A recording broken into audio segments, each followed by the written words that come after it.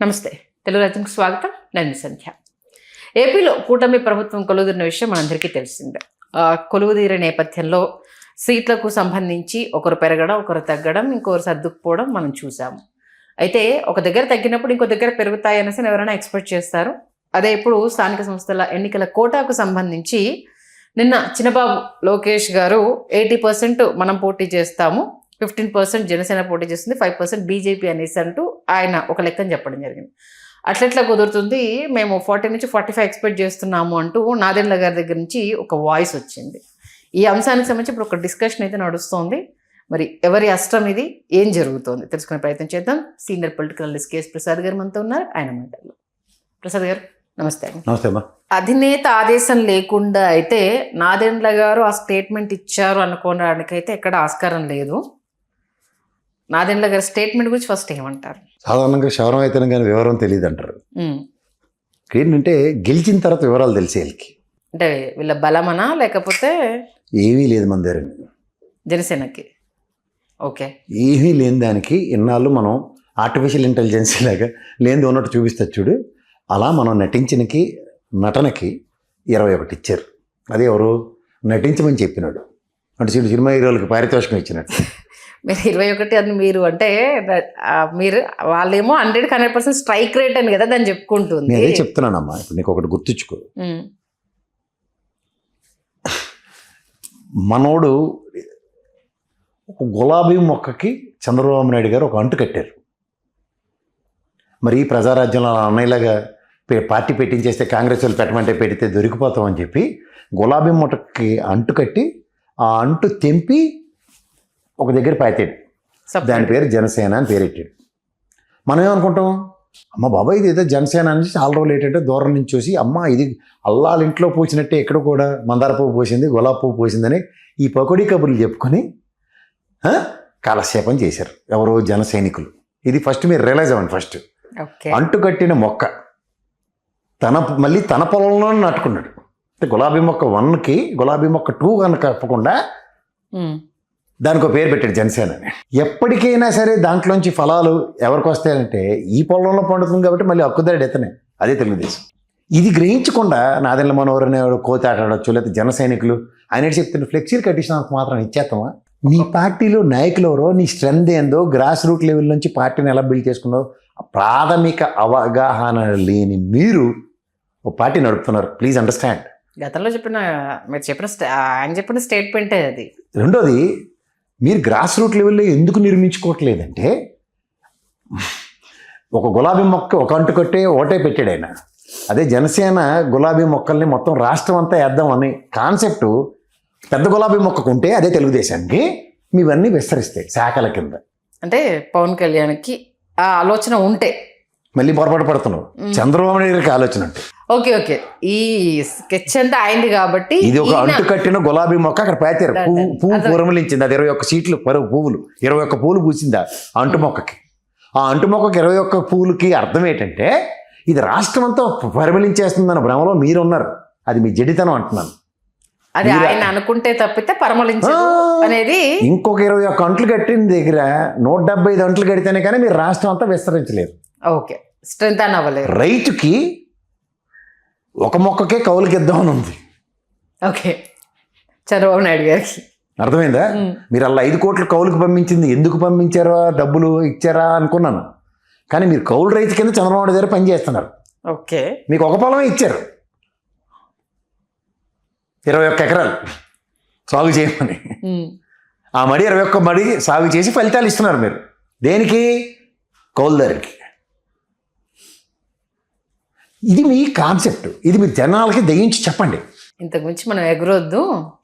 ఎగరలేవు, నీకు వింగ్స్ లేవు. ఇవ్వలేదు ఆయన. కోడి పిల్లలు ఎగురుతాయా? ఎగరవు. కోడి చుట్టూ తిరుక్కోవడం దానా కోసం. అవును, ఇది మీ ఒరిజినాలిటీ. సో దానా అట్నుంచి పడేదాకా మీరు పని ఇదే. ఈ పనికి ఈ పనే. ఈ 5 ఏళ్ళ టాస్క్ ఇది. గత 5 ఏళ్ళ టాస్క్ ఏంటి? యాంటీ ఇన్కంబర్సీని ఎడగొట్టమని గులాబీ మొక్కకి చెప్పారు. అప్పుడు ఏం చేశారు? యాంటీ ఇన్కంబర్సీ అని చెప్పినా ఏం చేసినా ఈరోజు 21 స్ట్రైక్ రేట్ గెలిచిన వీళ్ళ మొహానికి వచ్చిన ఓటు బ్యాంక్ ఎంత అని చూస్తే 6% దాటట్లేదు జనసేన కంప్లీట్. అంతే. సో ఇది ఒరిజినాలిటీ ఆఫ్ జనసేన. 6% 175కి ఎన్ని సీట్లు ఇవ్వాలన్నది ఈక్వేషన్ మీరు వేసుకుంటే మీకు 45%కి అర్హత ఉందో లేదో మీకే ఫస్ట్ సమాధానం. ఓకే, దేనికి గాబరా పడుతుంటారు మీరు? 100% అంటే 175 సీట్లు. 6% అంటే ఎంత అని ఈక్వేషన్ వేసుకోండి. 6/100 అంటే 175 వేయండి. కన్నా ఏమి లేదు. అవన్నీ చెప్పక్కర్లేదు, వాళ్ళకి అర్థమైతే చాలు, గాబరా పడిపోక్కర్లేదు. సో అందుకనే ఎంత చెట్టుకి అంత గాలి కాదు, ఎంత అంటు మొక్కకి ఎన్ని పూలు పూసాయన్నది చూసుకోండి, సంతోషించండి. సార్ మీరు అంటు కడితే, ఎవరు చంద్రబాబు గారి దగ్గరికి వెళ్ళి కౌలు రైతే అని పవన్ కళ్యాణ్, సార్ మీరు అంటు కట్టిన మొక్క నాకు ఇస్తే దానికి 21 పూలు పూసాయి సార్, కొత్తగా నాకు మళ్ళీ ఇంకొక అంటు కట్టి 21 మళ్ళు కాదు సార్, ఇంకొక 50 మళ్ళు ఇవ్వండి సార్, వ్యవసాయం చేస్తాను అంటే, ఒకవేళ అంటు కట్టిన మొక్క చంద్రబాబు గారు మీకు ఇస్తే అప్పుడు చెప్పండి. 2 herculean tasks are being justified. Original స్వతంత్ర ప్రతిపత్తి ఉందేమో అని చెప్పి యాంటీ ఇన్కంబెన్సీ అనే గేమ్ ఆడితే అప్పుడు అది 10 నుంచి 20%, 10% అనుకుందాం యాంటీ ఇన్కంబెన్సీలో. నువ్వు గేమ్ చేసింది ఓన్లీ 5% చిల్లరే. 5% మళ్ళీ జగన్మోహన్ రెడ్డికే యాడ్ అయింది. అంటే నీ వల్ల ఉపయోగం లేదని అందరికన్నా ఎక్కువ తెలిసిన వాడికి చంద్రబాబు నాయుడు గారికి. ఇది అర్థం చేసుకుంటే అంతకన్నా ఏం రాకెట్ సైన్స్ లేదు. అంటే ఇప్పుడు మీరు చెప్పిన లెక్క ప్రకారం అంటే చంద్రబాబు నాయుడు గారు ఒకవేళ జైలుకు వెళ్ళి ఉండకపోయి ఉంటే ఈ కూటమి ప్రస్తావన అనేది వచ్చి ఉండేదా? జైలుకి వెళ్ళడం వల్ల అంటు మొక్కకి సార్ నాకు రేషన్లో ఒరిజినల్గా ఇచ్చే బియ్యం లేదంటే ఇవన్నీ మీరు నాకు మీకు ఉన్న కౌలు అగ్రిమెంట్ ఎక్కడ డిస్టర్బ్ అయిపోద్దో అన్న దానికి గాబరా పడితే నేను మీ టీమే నమ్మడి పోయాడు. ఓకే, ఆ రోజే బిక్క చచ్చిపోయిన లోకేష్, బిక్క చచ్చిపోయిన బాలకృష్ణ ఇద్దరిని చూడండి, అదే స్క్రీన్ ఒకసారి పెట్టుకొని అదే సొంత పెత్తనాలు ఇప్పుడు కూడా ఎలా పెడుతున్నాను. మన రేవంత్ రెడ్డికి ఉత్తరం రాయడం ఇలాంటివన్నీ ఇవి కుదరవు అమ్మా, నీతో ఇలాంటి ఆటలు మా టీంలో లేవు, ఆడినెవరని చెప్తారు 2 రోజులు, ఓపిక కావాలి. అంటే ఇప్పుడు నాదెండ్ల మనోహర్ స్టేట్మెంట్ అనేది అంటే ఆ మాత్రం గ్రౌండ్లో వాళ్ళు చెక్ చేసుకోకుండా ఆయన ఇచ్చాడని అనుకోవాలా? ఏమని ఇచ్చాడు? మనకు ఒరిజినల్ స్ట్రెంత్ లేవు, 4 ఫ్లెక్సీలు కట్టినంత మాత్రం. అది మొన్న అంటే బిఫోర్ దానికి ఇప్పుడంటే నిన్న మొన్న అన్న అంటే నిన్న నేడు అది అంతకు ముందు అన్న స్టేట్మెంట్ అంటే మనం ఏదో అంటే సీట్లు ఎందుకు మనం తగ్గి అడుగుతున్నాము అనేసి అంటే ఏదో మన కట్అవుట్లు కొట్టేసి అవి ఇవి చూసేసి దానికే మనము ఇదైపోయాము అనేసి కుదరదు అని నిన్న అన్నమాట. నేడన్నమాట ఏంటి? అట్లా కాదు కదా, ఆల్రెడీ కూటమిలో కొంత తగ్గాం కదా, ఇప్పుడు మేము స్ట్రెంత్ అని అవ్వాలి కదా అన్నట్టు ఇప్పుడు అన్నమాట. మొదటిదే మాట్లాడదాం. మొదటిది దీని మీద జనసేన అన్నది నేల విడిచి సాం చేశారు. రెండోది మనం అంటుకట్టిన మొక్క అన్నది ఆల పొలంలోనే ఎదుగుతున్నాం, మన ఫలాలు వాళ్ళకే ఇవ్వాలి. పొలాలు వాళ్ళకి ఇచ్చే దగ్గర ఏముంటుంది? కౌలుకి పనిచేయి అన్న దగ్గర కౌలుకి పని చేస్తున్నవాడికి ఒరిజినాలిటీ ఎక్కడి నుంచి వస్తుంది? ఓనర్షిప్ రైట్స్ ఎక్కడి నుంచి వస్తాయి? రాదు. ఓనర్షిప్ రైట్స్ ముందు ప్రదర్శిస్తే డెపో వాచిపోయింది, కోపం వస్తుంది. కోపం వచ్చినప్పుడు అణిగి ఉండాలి, ఒదిగి ఉండాలి అని కొత్త కథలు వస్తున్నాయి. దీన్ని బట్టి అర్థమైంది. మరి అన్నీ తెలిసినప్పుడు ఈ స్టేట్మెంట్లు ఎందుకు? ఎవరికి తెలుసు? ఒరిజినల్ జనసేన మీరు అన్నదాని ప్రకారము ఇది అని పవన్ కళ్యాణ్ గారికి ఒక్కడికే తెలుసు. అల్లప్పుడు చూడు చిరంజీవి చూడు పార్టీని తీసుకెళ్లి కాంగ్రెస్ లో కలిపినప్పుడు ఆయన ఒక్కడికే తెలుసు. అలాగేనా? సో ఇలా స్వీయ ఎజెండాలు ఉండవు ఇక్కడ, వాళ్ళు ఒక్కడికే తెలుస్తాయి, వాళ్ళు చెప్పరు. కవిరోధాలు గ్రహించేంత సామర్థ్యం ఉంటే మాట్లాడచ్చు. నేను ఇందాక అదే అన్నాను. ఇక్కడ మీకు ఒకటే చెప్తున్నాను, ఫస్ట్ నాగబాబుకి టంగమని కత్తిరి పడిందా లేదా? అవును, పిఠాపురం సభ తర్వాత ఈ మధ్య ఇక్కడ కనిపించట్లేదు స్టేట్మెంట్స్, మాటలు లేవు అని బాలకృష్ణ డైలాగులు వచ్చాయి లేదా?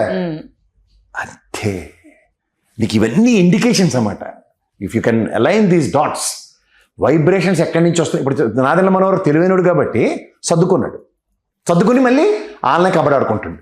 ఫ్లెక్సీలు కడితే ఇచ్చేస్తామా, 2 అడ్వర్టైజ్మెంట్లు ఇస్తామా అంటే మార్పు. రియలైజేషన్ అంటారు చూడాలి, ఎంఎస్ నారాయణ డైలాగ్, ఇది రియలైజేషన్. నీకు అర్థమైందా? సో అక్కడ రియలైజేషన్ రానివాడు అంటే నాగబాబు, అందుకే ఆడు మ్యాన్ అవుట్లో బయట ఉన్నాడు. రియలైజ్ ఇమీడియట్గా అయిపోతాడు, అందుకే టాస్క్ మేనేజర్ కదా. అంటే ఇప్పుడు 80-20 అని అంటే ఎప్పటికి మీ పరిస్థితి ఇది అనేసి అని టీడీపీ డిక్లేర్ చేసినట్టే. నాకు తెలిసి నాదెండ్ల మనోహర్కి తెలివితేటలు ఉండాలి. ఉంటే ఆయన ఎలా అనాలి, చంద్రబాబు నాయుడు గారు ఆయనలో స్థానిక సంస్థల ఎలక్షన్లు అయినప్పుడు చూద్దాంలే అన్న మాటకైనా కట్టుబడి ఏదో తప్పించుకుని వెళ్తాడు ఆయన దగ్గర. అటో రాయేసేటి ఇటో రాయేసి మధ్యలో కేపాలు వేయడైనా. నేనైతే అంతకన్నా ఇంకేం చెప్పదలుచుకోలేదు. అంటే ఇది ముందు 45% 40% అడిగినోడు confine to the advertisements and ఇది అన్నప్పుడు క్యాడర్ మీద ఇప్పుడు వచ్చింది రియలైజేషన్. ముందు రియలైజేషన్ లేకుండా మాట్లాడేవా? ఇప్పుడు ఏంటంటే ఇప్పుడు ఎవరిని కన్ఫ్యూజ్ చేస్తున్నారు? ఎవరిని కాదు, వీళ్ళు end of the day Chiranjeevi గారు ఆ రోజు కన్ఫ్యూజ్ చేసింది ఆయన నమ్ముకుని వచ్చిన వాళ్ళని. వీళ్ళు నమ్మి ఇంకా లోపల ఉన్న వాళ్ళు మళ్ళీ కన్ఫ్యూజ్ చేస్తూనే తిరుగుతున్నారు. అంటే చిరంజీవి గారి విషయంలో నేను పదే ఎక్కువగా విన్నది కోవర్ట్ ఆపరేషన్ లో భాగంగా ఆయన బలైపోయారు, ఎటు ఏమి చేయలేక ఆయనను బలవంతంగా విలీనం చేయించారు అనేది ఎప్పుడు వింటూ ఉంటాను నేను. నాన్సెన్స్ అది. నీకు మళ్ళీ చెప్తున్నానమ్మా, ఒక దగ్గర 85 లక్షల ఓట్లు వచ్చినోడు, 18 స్థానాలు గెలిచినోడు, ఆ 18 జగన్మోహన్ రెడ్డికి సంబంధించినోడు బయటికి వెళ్ళగానే లటక్కని రీప్లేస్మెంట్ అని ఎందుకు వచ్చింది? ఇక్కడ 21, అక్కడ 18, పెద్ద తేడా ఏం లేదు.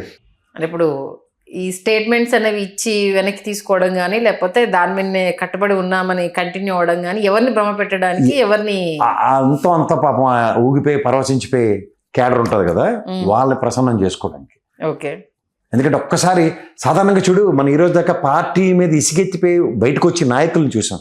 అవును, పార్టీ మీద ఇసుకెత్తిపోయి క్యాడర్ అంతా బయటకు వెళ్ళిపోవడం ఎక్కడ చూడలే కదా. అది జరుగుతుంది జనసేనకి అతి దగ్గరలో, if it repeats again. Okay. ఎందుకంటే నవ్విన నాపచేను పండిందని కథలు విన్నాం, కానీ నాపచేను వల్ల నవ్వులు పాలైన కథ ఎప్పుడు మనం వినలేదు. అవును, ప్రాక్టికల్గా అయితే అది వాస్తవం మీరు అన్నది కదా. వాళ్ళ పరిస్థితి ఇది గ్రహించుకోండి ఫస్ట్. ఎవరికి ద్వేషాలు లేవమ్మా, ఇక్కడ జరుగుతున్న పరిణామాల్ని జాగ్రత్తగా క్రోడీకరించుకోండి. ఇక్కడ ఇంతకన్నా ఏం జరగట్లేదు. ఇక్కడ అద్భుతం చేయడం అన్నది పార్టీ పెట్టుకునే ప్రాథమిక ఉద్దేశంతో ఉంటాడు. కేపల్గడ్ నిద్ర లేపిన నేను అద్భుతమే చేస్తానంటాడు. ఇక్కడ ఇద్దరే కనబడ్డారు నాకు మార్కెట్లో. ఒకడు జడా శ్రవణం, జైభీం పార్టీ అధ్యక్షుడు, నెక్స్ట్ పవన్ కళ్యాణ్. దిక్కులేని నావల ఎటుపోతున్నారు వాళ్ళకే తెలియకుండా, తీరు తెన్ను లేకుండా ఏం మాడుతున్నారు కూడా వాళ్ళకి తెలియకుండా మాడుతున్న వాళ్ళు వీళ్ళిద్దరే. వాస్తవం ఇదైతే. అసలు బైఫర్కేషన్ తర్వాత జడా శ్రవణ్ గారి వాయిస్ ఏంటి, వైఎస్ఆర్సీపీ వచ్చిన తర్వాత ఆయన వాయిస్ ఏంటి, ఇప్పుడు కూటమి వచ్చిన తర్వాత ఆయన వాయిస్ ఏంటి, అసలు 3 కోణాలు ఆయనలో చూపించినవి. నేను అంటుంది వెనకటికి ఏదో రెండింటికి చెడ్డ రేవడం అన్నారు. అసలు దేనికి చెడుతున్నాడు ఆయనకే తెలియకుండా చెడిపోతున్నాడు ఆయన. ఒక రాజకీయ ప్రస్థానంలో ఒక పార్టీ పెట్టుకుని దాని విధి విధానాలతో కక్క డొక్కలు తిన్న వాళ్ళు చాలా మంది చూసాం. అవును, అంటే ఇదేంటిది ఆ బస్ పాలడం చెప్తే పొత్తు లేకపోతే బతకలేనన్న పవన్ కళ్యాణ్ కథ ఒకటి పెడితే, పొత్తు లేకపోతే నేను నడి సముద్రంలో ఈత రాక నిలబడతానన్న కొత్త కథకు తెరలేపాడు జడసం. అంటే నేను ఈ మధ్యకాలం వింటుందని డీలిమిటేషన్తో రేపు కూటమికి చాలా ప్లస్ అవుతుంది, జనసేనకి సీట్లు పెరుగుతాయి కాబట్టి ఇప్పుడప్పుడే ఏం గొడవలు జరగవు, ఇప్పుడప్పుడే ఏం ఉండదు అనేసి అని ఈ అంశాన్ని చాలా ముడిపెడుతూ. నిన్న నాదెండ్ల మనోహర్ 2 ఇంటర్వ్యూ జాగ్రత్తగా వింటే నాయకుడు ఏడి, ఇదే కదా ప్రశ్న. నీ దగ్గర నాయకులు లేకపోబట్టే కదా 13 మంది తెలుగుదేశం వాళ్ళు తెచ్చి నువ్వు టికెట్ ఇచ్చుకున్నావు. అంటుగులాబీ కథని, పొలంలో అంటుగులాబీ కథని మర్చిపోకండి. వాస్తవం అది నిజంగా. ఎందుకంటే జనసేన ఇచ్చినటువంటి దాంట్లో నీ హార్ట్ హోల్డ్ కార్యకర్తకు కావచ్చు, నీకోసం నిలబడ్డ వాళ్ళకి కావచ్చు, ఎంతమందికి ఇచ్చావు అనుకుంటే 10 మంది పక్క అటు నుంచి వచ్చిన వాళ్ళే లేరు కదా. పైపచ్చు మీ ఇద్దరు ఎక్కడ గెలిచారు? Mister Nadendla Manohar and mister Pawan Kalyan, Pithapuram and Tenali. Alapati Raja నోట్ల మట్టి కొట్టి ఆయన గెలిపించాడు. అక్కడ వర్మ నోట్ల మట్టి కొట్టి ఈయన్ని గెలిపించుకున్నాడు. చిత్తశుద్ధి ఎవరికి ఉంది? తెలుగుదేశం పార్టీ మీద వాళ్ళకు ఉంది కాబట్టి హెర్క్లెన్ టాస్క్ ఇద్దరు పొరమే పెట్టుకుని వీళ్ళిద్దరిని గెలిపించారు.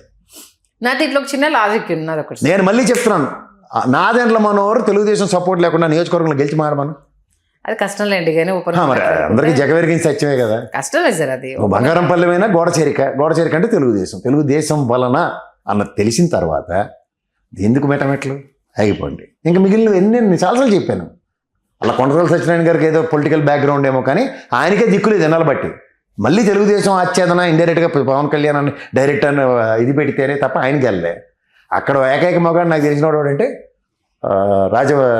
రాజానగరం ఎమ్మెల్యే గెలిచినోడు అండ్ ఇక్కడ మా బోలిశెట్టి గారు, వీళ్ళిద్దరే ఒరిజినల్ జనసేన వాళ్ళు. ఓకే.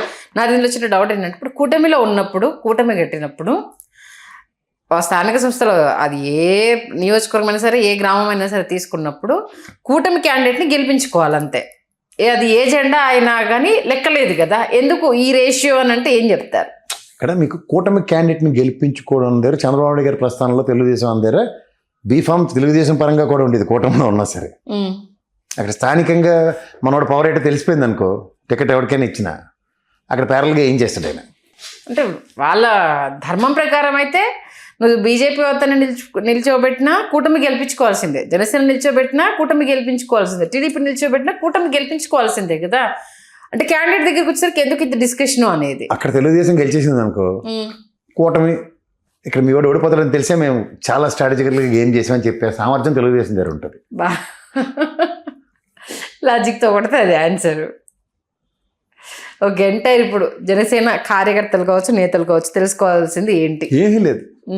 మనోడు కౌలు రైతు వ్యవసాయం చేస్తున్నాడు బ్రహ్మాండంగా. ఆ కౌలు ప్రకారం అంటూ ఇచ్చిన మొక్కకి 21 పూలు పూయించగలిగే సామర్థ్యం ఉన్న పవన్ కళ్యాణ్. అదే ఆయన గొప్పతనం. దీంతో మీరు పరిమితం అవ్వండి. ఇంకొక 4 అంటు మొక్కలు తీసుకొచ్చి ఎక్కడ పాతాడో, ఉత్తరాంధ్రలో పోతాడో, లేదా రాయలసీమలో పోతాడో పాతించుకోండి. దాంట్లోంచి మంచి పువ్వులు పూస్తే 21+21+21 అయితే బాగుంటుంది. అంతే. అయినా సరే హెర్క్లెన్ టాక్స్ తెలుగుదేశం ఇవ్వాల్సిందే, ఇంతకన్నా ఇంకెళ్ళలేదు.